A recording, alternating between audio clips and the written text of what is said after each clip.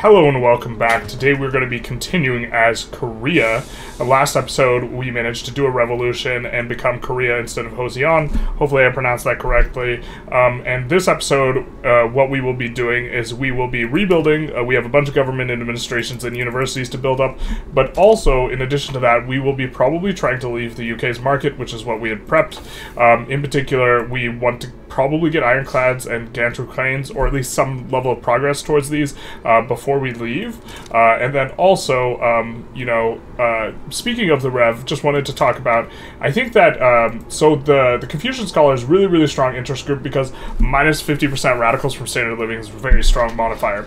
However, the downside of them is that they support, with the Confucian ideology, they support monarchy, and so it's pretty sticky to get off of monarchy. We had a ruler who we didn't like very much. Parliamentary republic's really good. It's really good in particular if you do have the Forbidden City, which is going to give the extra legitimacy from head of state and government. That kind of makes it even stronger, and so it didn't seem like there was a good way to do it without revving, but in hindsight, we maybe could have leveraged the corporatist ideology that spawns on top of you once you research corporatism and use it to, pass a couple laws the Confucian Scholars like, and then make it so that they wouldn't quite rev, but they were only like -2 approval and they joined the rev group, so that was a bit unfortunate. We're going to use them to pass public health insurance though, just as soon as we get onto restricted child labor. So in addition to kind of breaking free, having our revolution, we'll be modernizing a little bit, adding some healthcare and taking the children out of the mines, terrible, in order to send them to the schools so that they can get more literacy. Our literacy graph is just absolutely banging. So a big driver of this is that 2/3 of our pop, roughly speaking, is in Beijing and Shaanxi, and we have, for the longest time, although now we're currently not, so actually we will swap over to doing that. Let's see, this is probably 15k, just checking prices. This is long-term, this is probably not going to be as good, so we'll just pull that off right now. And what we were doing for a very long time, and we will continue to do, is promote social mobility, specifically in Shaanxi and Beijing. Since 2/3 of our prop are in these two provinces, 17 mil and 18 mil, or I guess it's a little less than 2/3 now. This will be really good for us for maintaining high literacy and, kind of pumping that up. That's why that flattens out a little bit right here and is not as upward a trajectory. But this is going to help us out. Somewhere down the line, we probably kick this down the curb, but as long as we don't really have too much in the way of education, or we're not like kind of pushing the max level, I think this will be a fairly good investment of our authority. That way we could get literacy at a pretty good rate because it's such a large percentage of our population in just a couple provinces. But yeah, we will be getting ready to leave the market here. So restricted child labor is actually going to be really hard for us overall to pass. Except for right now, because we happen to have a reformer rural folk, so we're going to stick with it, even though we kind of would rather pass the thing that the Confucian Scholars want, so that we can regain their bonus, regain their trust. So we're going to do that. We're also keeping an eye on reducing autonomy on Persia. We're going to want to wait until this won't kick us over 25, because people will have negative attitudes, but also we take a look at this, and this looks a little bit spooky because, okay, we can win this if the UK helps us, but the UK might not help us. Russia is fairly likely to join against us, and so this is really scary. And so the way that we can maybe see our way around this is by improving and making sure that we have good relations with them, which we already have. So maybe it's just adding military, and to be fair, if we do end up fighting this, we'll want to have more military as well. So at the back of the queue, we're going to put in a decent chunk of military. I think probably gaining or putting together another, purple advancing squad, maybe a 20 stack, specifically in Beijing, because Beijing has a ton of unemployment. So let's just create an army here, and then we are going to just put in a 10 stack here of that, and a 10 stack of arty, and that this squad will eventually be pretty well poised to do the pushing. So this is kind of one of the ways we are organizing our squads. The purple guys are good for pushing. They are going to be half infantry, half artillery, with a few modifications like this capital squad we are using the rails on, and all of the PMs, and so they're going to be a little bit faster, a little bit more precise. It's still not huge, These guys are for landing. Generally, we're trying to get unopposed landings, not opposed landings. If we know we're going to be opposed, we land with a pushing stack. And then we have the defensive stacks with the just all infantry. And in particular, these ones, having the PM speed good is kind of the least important, because what you're utilizing for being good is just a ton of defense, raw defense, and you'll generally have a huge advantage because they can't bring 100% arty to bear on top of you. We have some armies that are like offshoots of this, like this one, which we are generally using to just stay in Korea. They're kind of our national guard. And then we have some regional squads, stuff like this. But this is mainly the way we're organizing our military, so we're just going to add another one of these squads that we can use, you know, kind of aggressively to push. We are going to want to have good PMs on them, relatively speaking. I think that we maybe want to come off the opium. Tobacco, we just generally don't want to create demand for, so we only use it on our very bestest, and we'll do it like that. Fortunately, Persia is giving us some amount of, opium in our market for when we are going to be trying to leave soon. Alright, we roll poorly on the child labor, and so this means we're not getting dopamine, which is truly the worst timeline. We will reform the government. I think we're going to put the scholars in. I think this is probably going to be the best, unless taking out, yeah, so taking out the Intelligentsia will do it. Nice that we just pipped the 75 legitimacy. And then from here, we will go on to public health insurance, utilizing these boyos, which will make them quite happy. We want the Confucian scholars to be happy again, because we want their sweet, sweet minus radicals standard of living decreases bonus. However, it's just impossible for us to get unlucky twice in a row. So since we low rolled, we might as well just high roll, streamer luck, big easy, and they of course will accept because we are so handsome and good at the game. Alright, so we also got steel frame buildings, which of course is an absolute tremendous tech. Ironclads is coming in, but now, you know, we're making money, but we don't want to be making money, we want to be making moves, money moves that is. And so we are going to start turning on, where we have a lot of steel, we're going to start turning on the iron frame buildings. And I have a sneaking suspicion, we will actually be able to tolerate a pretty clean swap here, of just kind of swapping everything up. And the reason for this is because we're in Great British market. They have a lot of these goods produced already, and while our economy, I think, is starting to get bigger than theirs, it's almost bigger than theirs. It's not the size of your economy, it's the shape of your line. To be fair, actually, we have the same shaped line. I see my Schwartz is as big as yours, sir. But we will be cranking ahead of them very, very shortly here, and we will be turning up onto steel frames. I think that this place is not going to be as good on the steel frames as this one, so we're going to swap out over here. Just keeping an eye on prices. We see that glass is really expensive. We have a lot of auto expands on glass, and so we just want to keep doing it basically until we run a shortage. We want to be just short of a shortage, and so we're going to make that swap. We see if glass is the most expensive thing, maybe we swap up where we have some glass specifically, and so this should be pretty good for now. Up to 500 construction, we're losing a bunch of money, and by losing I mean investing stonks, and so we should be in pretty good shape here. And maybe this is about the level we want to be at. And we started in, you know, kind of the mid 200s, so we've doubled construction as of right now, you know, in the first opening salvo of this episode. So we get a nice little sway to help the UK out, and by help the UK out, I mean just leave them and not help them at all. And in exchange, we got this little snippet over here, which completely bricks their progress to that colony, and we will be able to colonize right there just fine. Of course, we don't really want it to happen just yet, but this completely cuts them off over here. The reason why we why are we receiving no progress? My guys, do we have no interest in Congo despite owning a state there? That is the case. I think we're gonna, yeah, do some of this. And actually, you know what, I think we're okay with it making progress. It's gonna progress kind of slow. We hope that there's no native uprising. If there's a native uprising, we're gonna have a problem because we don't have a way to get to that front, but hopefully we can get things done. I think that kind of coming up a little soonish, we want to start thinking about making a bit of a push for malaria prevention so we can secure a big portion of Africa for ourselves. But maybe that's a little bit ahead of ourselves. We're really going to start cranking up with the tech, though, because we are really starting to overflow a whole lot, which is going to give us, or once we finish rebuilding all of our universities, we'll be overflowing a lot, which was going to give us a lot of tech spread, which is going to allow us to catch up. And if you're going to catch up anyways from the tech spread, this makes it better for you to be able to go ahead of time and research stuff in tiers of text that you do not have available yet. And so we might be looking to do a little bit of that as well here.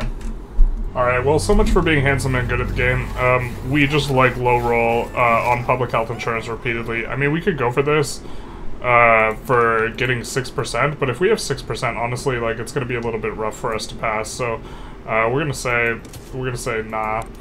So we've failed a couple votes so far. We couldn't get onto child labor, or we couldn't get off of the child labor, and then now we couldn't get onto the hospitals we want. It's very big sad. I think that there's not really anything else we really want to pass. I think we want to wait for commercialized agriculture, because homesteading will just make it harder for us to make that swap. And so it's a little bit of twiddling thumbs. I suppose reg bodies is decent, but do we want to make the industrialists mad? I don't really know.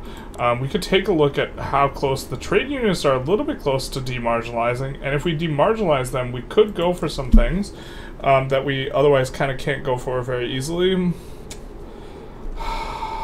This feels bad, man.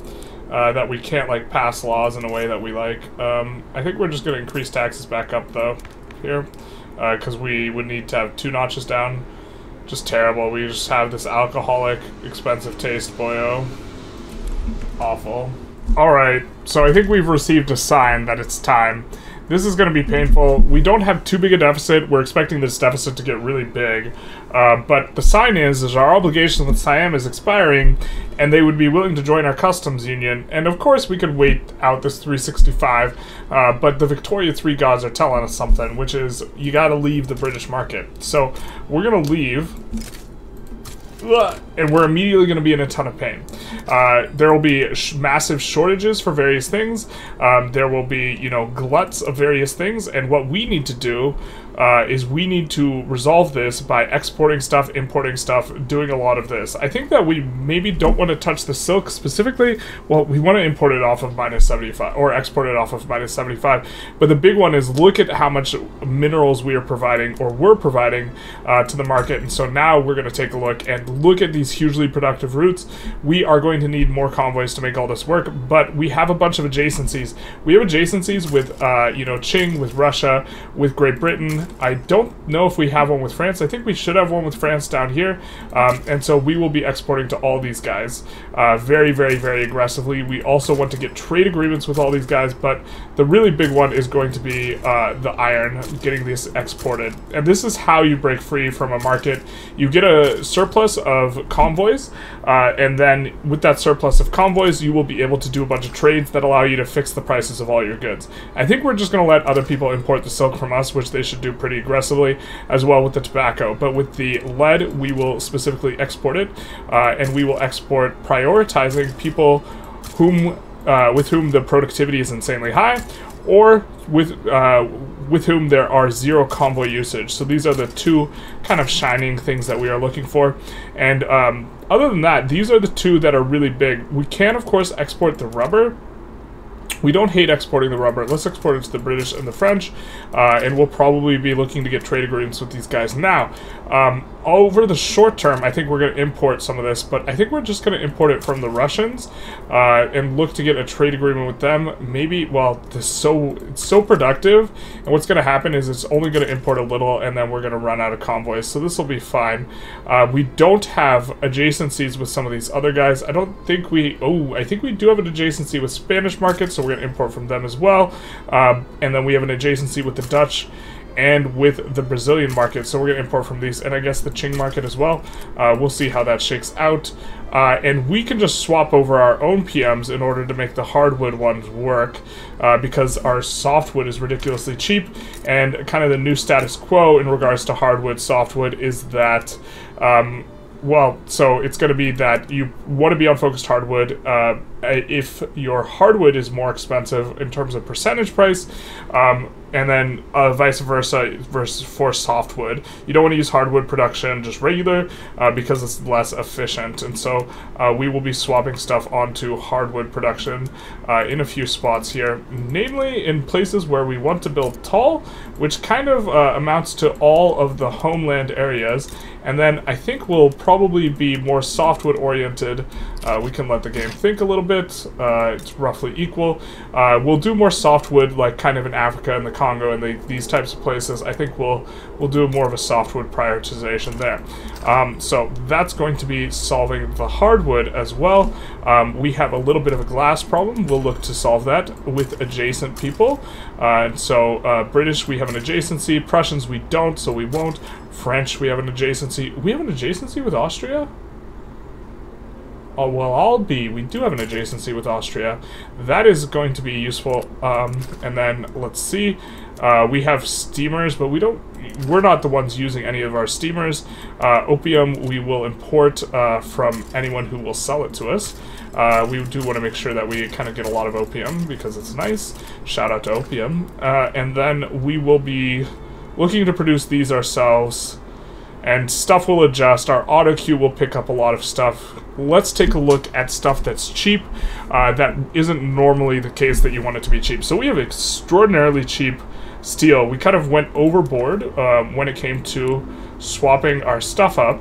So I think what we're going to do is we're going to, in addition to, well, we can't do steamships just yet because we don't have the things. We are going to swap all the urban centers to covered markets, which... it's going to be, our bigger problem is the glass, but I guess we can probably export the steel. At this point, we had a comparative advantage in the British market because we have a steel company, which is probably why our steel price got so inflated in there. But we see a cheap, porcelain, so we'll want to export this. We're going to sort by productivity and do it to the 0 export stops. I guess we do want Japan in our market eventually. So we're going to do a bit here and there, but this is going to take, we're in recovery mode, so there's a lot of things that are going to need to switch up. And then I think we're going to export these. We're specifically looking for people with whom we have an adjacency. The British really are going to need this. We're not going to export to the Parmese. We're going to export to the Spanish, French. We know we have adjacency with them. We have an adjacency with Austria, apparently, and Brazil, sure, why not, and Russia also. We're going to export some of this because... that's disgustingly cheap, and all of our, steel will fire at, that price. Steel cannot really tolerate a price that cheap and still have people employed. And so I think that's kind of where we want to be. I mean, we could export a little bit of this, but to be honest, I don't see it. Well, we'll do some of that, and then we'll look for, immediately, can we get trade agreements? We can get a few immediate trade agreements. Let's see if we could get some immediate customs union. Oh, we can't invite Siam? Oh, rip. The sign was not a sign. They're not... they don't have isolation. They have isolationism. Rip the dream, dude. Okay, so, we will be looking to get a few trade agreements. We'll get one with Japan. We'll get one with Mexico. We are not going to do one for free with Great Britain, but once the trade routes start to pile up and get bigger and bigger, we're expecting them to be accepting this anyways. And so... this is actually not too painful a thing. We still have a ton of convoys, and we're only at minus 86k. That's super chill, man. We're gonna get a trade agreement with them, and more and more of these trade agreements will start to look, yeah, exactly like this because, the trade routes are winding up pretty aggressively. In particular, we would love to get a trade route with France. That way they don't thumb our pies. And so, if we take, and of course we're a great power. So let's just take a look at the French market. Let's see Paul Allen's market. We will sort by market price. So we're exporting rubber to them, that's fine. I think we could probably export coal to them as well. That we're currently not, based on kind of how our market looked. We can export this to them, so let's do that. And we can import, I think their route's not big enough, but we can import some of this. It's not going to work. We can import the meat. Big, nice. We'll import some meat. Look to increase, the thing. We'll improve relations. Here we just sided for an obligation, so we'll just capitulate our way out of here immediately because we have the obligation. No need to do anything else. We did a yo-yo sway to get that done. And then we'll take another look at, okay, can we take on some debt actually? We can take on Hades' debt, no thanks. And we will take a look at rivals. So here's the thing. Here's the thing, we lose all of our normal kind of rivals that we could have, unfortunately. We will rival Scandinavia. These are the ones that are going to thumb our pie the least, so we'll rival both of them because we want to be able to get more trade agreements. We'll get one with Austria here. And then we're probably going to have to say goodbye to our improving relations. Well, especially this one, because we're, you know, not going to be doing that anymore. We're going to stop improving relations with Turkey, and we're going to stop here as well. Actually, Turkey, if I recall correctly, is one of the countries with the lowest SOL that has, you know, no migration controls. So they actually might make a lot of sense long term. The thing is we cannot bankroll them until we get above a certain relation level. So let's just do this for now, and then let's come in here and see what trade agreements we can maybe get. No one is responsive right just yet. If we wait until next Monday, we're probably going to get a few more who are willing to do some trades with us. And we can see that our convoys are winding down pretty aggressively. Ooh, looks like less acceptance chance. But our convoys are winding down. We will have a really strong inflection point when we get gantry cranes, though. In part, it's possible we should have waited. Well, in retrospect, we definitely should have waited because this idiot didn't allow us to open that market. But why don't we actually just... Why don't we do this? Why don't we do this? Hey, man, open your market. We're so lucky and handsome at this game that, of course, you just, you know, peace out. Let's see. These guys want to side with them. These want to side with them. That's super fine. We're handsome, though. So this 30% is 100%. 30% of the time it works 100% of the time. So just open your market, bro. Just open your arms. Okay. Okay. Fair. Fair. We just wanted to open you up. Just wanted to split you open. But I guess we can't have nice things. That, of course, eats out some of our convoys, which is not ideal. And we're losing a little bit more money. You can see that our GDP has tanked from 100 million to that. But we're still in recovery mode. We're going to add more levels of ports are probably going to be the most important thing right now. And so we're going to add some. Also, other people are going to run trade routes with us. And so maybe the 50 stacks is super gratuitous. But other people are going to run routes with us. And so we are waiting for them to put in some of their routes. Can we sway like Great Britain with banned slavery? That would be super nice. Obligations, transfer states, we don't want. Oh my god, if Qing spikes us, that'd be super bad. We don't want that at all. We don't want to fight Qing right now. That'd be super awkward. We didn't see Qing in there, but that would be super awkward. USA is embargoing us, which is a bit unfortunate. I guess if they're going to be this hostile, we're just going to rival them up. That way we will gain access to a little bit more Diplo. Trying to kind of show a lot of the moves here that we're making right when we leave the customs union, because I think that this is an interesting inflection point. We can trade agreement a few people, but it's not worth the Diplo on those. We could take on the debt of a few people, but again, not probably worth it. And customs union, we could just, we cannot, so we're going to have to bankroll. So Haiti, we can get in pretty easy. All we'll have to do is take on their debt. How much is their debt? 260k? Alright, sure. Absolve. You lied. You lied to us. You're not willing to join the customs union. What gives? Changed our customs union. We'll ask Burma. Hey, Burma, why don't you come on over? Red Rover, Red Rover. That's why we were improving relations with them earlier. They will say yes, of course. We can invite Qing to our customs union? Wild. They, of course, will say no. Okay, yeah, we can invite them, but they are 1k guaranteed to say no. The routes should still be adjusting. But this is, yeah, going from 105k to quite a bit less is rough. We do get a little bit of a rebellion. We'll be putting that down. That's a really little rebellion, though. The 50 stack's going to be getting in there. I think that, okay, we're going to put in war reparations on Siam. War reparation or ban slavery on Siam. I don't think we want to break them up. So we're just going to war rep the subjects and them as well. We're just going to ban slavery. They are very likely to be back down because it's based on how many... It's based on the maneuvers cost of everything. And they, of course, are super fearful. And so they're very pessimistic. I think also defending the borders makes you more likely. I know there's some attitudes. I'm not sure which ones. But I think you guys get the point. We're going to run a bunch of trade routes. We're going to be in recovery mode. We're going to have to build a lot of this stuff ourselves. So, like, we're going to be building a lot of tools. For example, with these hyperinflated prices, we're going to stop building any sort of silk with our auto queue. And people are going to import it from us. It's going to increase the prices. It's going to help the GDP. We have a nice little buffer. You can see we're starting to recover quite a bit. We, like, went down all the way to here, and now we're back up to here. And we'll continue on this recovery trajectory. The convoys being an important one that are allowing us to renormalize our prices in this interim. So this is the most important element, the combination of having convoys and having a budget of adjacencies. So it's very fortunate that, for example, Hejaz is in the Austrian market because this lets us run a bunch of trade routes with Austria without using convoys. It's very fortunate that we have, you know, an adjacency to Great Britain, an adjacency to the Netherlands, an adjacency to all these guys. We have an adjacency for France and here.